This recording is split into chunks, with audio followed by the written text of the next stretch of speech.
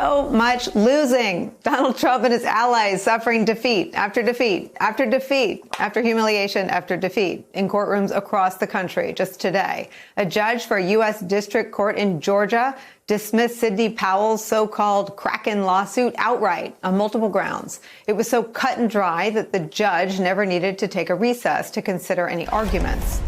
And a federal judge in Michigan today rejected every aspect of a case centered around certification there, insisting, quote, the people have spoken. That sort of blunt, unambiguous language directed at Team Trump has been something of a theme in recent court opinions. For instance, the Michigan Court of Appeals chastised the campaign last week, saying they, quote, failed to follow clear law in Michigan. A conservative justice for Wisconsin's Supreme Court said of invalidating that state's election that, quote, this is a dangerous path we are being asked to tread. A district judge in Nevada found the Trump campaign's so-called expert testimony, quote, was of little or no value at all.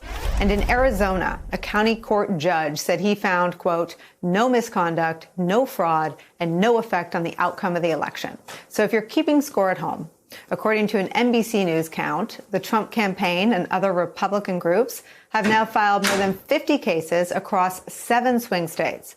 35 of those cases have already been denied, dismissed, settled, or withdrawn. And so far, no court has found a single instance of actual fraud. Joining our conversation, Joyce Vance, former U.S. attorney and an MSNBC contributor. Jim Rutenberg is also still here.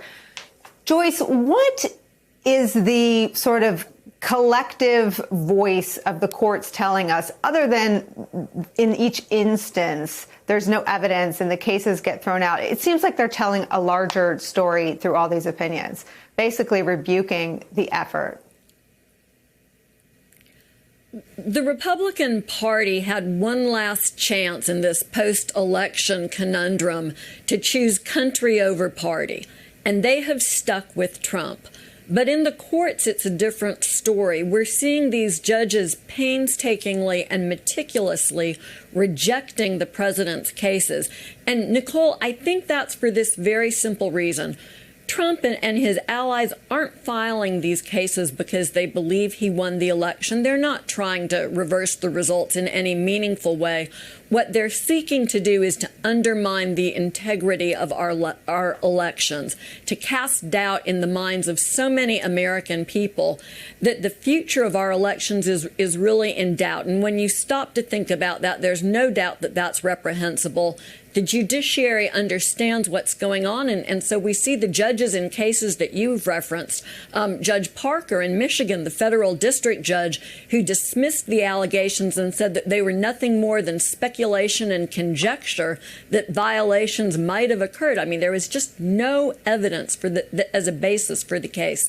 Same thing in Nevada, where Judge Russell painstakingly, in 35 pages, slices and dices all of the allegations of fraud before concluding that there is no evidence to support them. That's because Trump is trying to put our elections themselves on trial. The judiciary is committed to not letting that happen. Hey there, I'm Chris Hayes from MSNBC. Thanks for watching MSNBC on YouTube. If you want to keep up to date with the videos we're putting out, you can click subscribe just below me or click over on this list to see lots of other great videos.